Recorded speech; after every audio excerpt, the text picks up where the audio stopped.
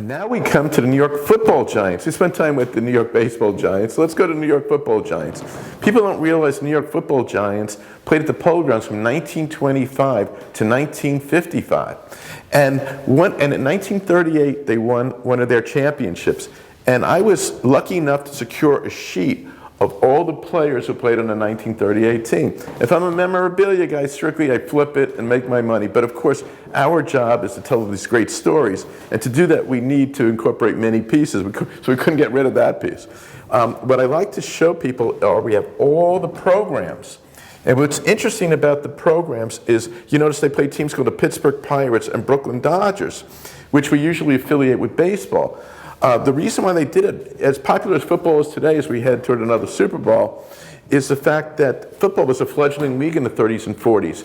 And what they do was sort of piggyback off of the more successful baseball teams in order to get fan recognition and a better gate. Incidentally, this is a young, I think handsome, Wellington Mara. I was surprised he's 22 years in this piece. Of course, his father, Tim Mara, buys the New York Giants in 1925. What did they pay for the New York Giants?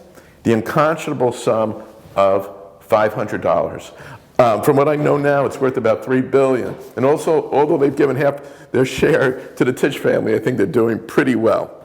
Another thing that we put in here, of course, we have the championship program and ticket, which is pretty rare, and of course, Coach Steve Owen. Among the players who played on that team was Ward Cuff, Mel Hine, Tuffy Lehman from Fordham. We'll talk about Fordham in a little bit. And Hank Soar, who plays a part in my life a little bit. Now Hank Soar scored the winning touchdown, by the way, so remember the name Hank Soar. Now here is the roster. And why I show that roster is, being a University of Wisconsin guy, I'm still recovering from the Rose Bowl defeat. Generally, linemen, players, 280, 300, 320, 340. Certainly pro football players are. But back in 1938, if you were 210 or 205, you were a big guy. I love this name. Tarzan White from the University of Alabama played guard at 5'9". Maybe Altuve could have played guard back then.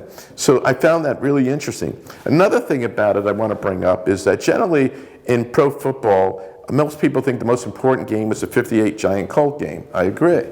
So other people will say the second most is the Super Bowl III between the Colts and the Jets. I think that's very important, especially with the leagues merging. But the third most important football game, in my estimation, was played in 1930 between the New York Giant football team and the Notre Dame All-Star team. And why that was, it was the 1930s. Jimmy Walker, the mayor of New York, wanted to have a charity event to try to raise money for some of the poor. And what he did was he asked the Giants if they would get involved. And the Giants said yes, but they had trouble getting a pro football team. So they looked around, they got Notre Dame, shockingly. And at that time, pro football and college football were fairly considered on the same playing field. In fact, some people thought college football was the better game. Well, Knute Rockne comes into town, and the Giants won very easily. And after that game, pro football was always considered the superior sport. Also, sadly to say, that would be the last game Knute Rockne, the great Knute Rockne, would coach. 2 months later, he would die, sadly, in a plane accident. But let's get to college football now. We don't really have great college football these days, but that wasn't the case in the 1930s and 1940s, and even earlier. Columbia was a good football team. NYU had a football team, and Fordham certainly had a good football team. Vince Lombardi's guys. In fact, the Cleveland Rams in 1936, when they come in the league, picked the name Rams because Fordham was such a good team. That's why they picked the name Rams. I was a little surprised when I heard that. So what we try to do, and also you would get 30, 40,000 fans there. So what we try to do is, in our show, is show you some of the great college football that was played here. Imagine Ohio State and Alabama coming into Polo Grounds to play Fordham, West Virginia, Army Duke. Army Navy played 9 times at the Polo Grounds. Harvard Yale, when it was a really important game, the game was played on Thanksgiving a number of times at the Polo Grounds. So we wanted people to know that at one time, Saturdays, you could have good football in New York.